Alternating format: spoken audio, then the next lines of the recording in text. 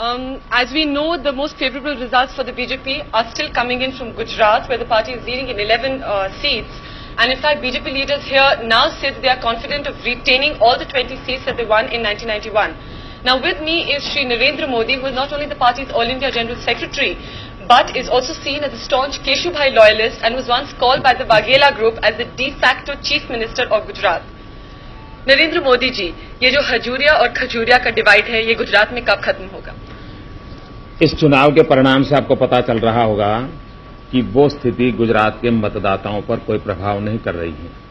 कुछ सीमा तक उस कठिनाई को हम फेस कर रहे हैं, लेकिन कुछ दिन पहले जैसे अटल जी ने कहा था कि गुजरात भाजपा को ग्रहण लग गया है, मुझे लगता है चुनाव के बाद उस ग्रहण से हमारी मुक्ति हो जाएगी। पर मोदी जी, गुजरात में अब की बारी का सबसे लोएस्ट वोटर टर्नआउट रहा है, तो ये क्या डिसिडेंट्स के साथ एक सिनिकल एटीट्यूड नहीं है? जी नहीं, इस लोएस्ट टर्नआउट का कारण सबसे बड़ा ये है कि चुनाव के मैदान में कांग्रेस में कोई दम ही नहीं था, और जब प्रतिस्पर्धी में कोई ताकत नहीं होती है तो लड़ाई का मजा नहीं आता है। मजा नहीं आता है तो लोगों में उत्तेजना नहीं आती, तो वोटिंग टर्नआउट में भी कठिनाई आती है। गुजरात में जो इनफाइटिंग की स्थिति है वो काफी सीरियस है। पिछले 2 दिनों में ही वाघेला जी की एक रैली पे पथराव हुआ था और वीएचपी और आरएसएस के साधुओं ने उनके अगेंस्ट प्रोटेस्ट निकाला था।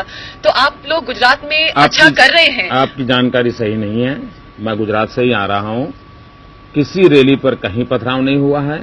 आरएसएस के कोई साधु होते नहीं हैं, विश्व हिंदू परिषद के भी साधु नहीं होते हैं, लेकिन कुछ संत नाराज थे क्योंकि वाघेला समर्थक के कुछ बंधुओं ने ऐसा बयान कर दिया था जिससे उनको बड़ी चोट पहुंची थी, बिलो बेल्ट अटैक कर दिया था। उसके कारण वो बड़े नाराज होकर के कोई एजिटेशन कर दिया था, लेकिन संघ और वीएचपी के लोगों ने समझा करके उस एजिटेशन को वापस करवाने में सफलता मिली। मोदी जी, संघ ही के कुछ लोगों ने वाघेला जी के लिए एक टर्म यूज किया था, उन्होंने कहा था कि he is a traitor to the real meaning of Hindutva. Do you agree with this?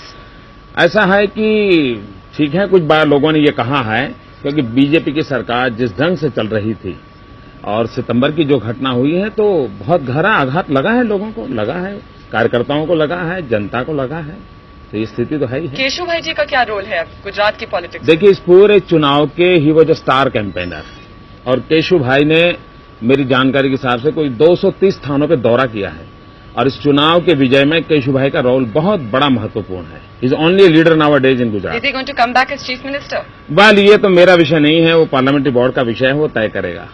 पर आप एक बात बताइए कि ये जो गुजरात में इनफाइटिंग है, is this not reflective of the larger divide between the BJP?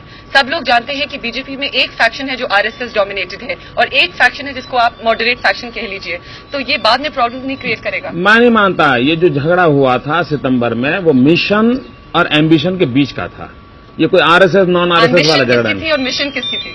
देखिए, एम्बिशन का संबंध आपको मालूम है, जिसको ओवर एम्बिशन हुआ उसमें से मुख्यमंत्री बनने के सपने वाघेला जी से है। जी, मैं किसी व्यक्ति के नाम की आलोचना कभी करता नहीं हूँ। अच्छा, मोदी जी धन्यवाद। बहुत बहुत धन्यवाद प्रणय जी। Pranay or Vinod, any questions for Mr. Modi? No, Barkha. I think you asked all of them, Barkha. Yeah.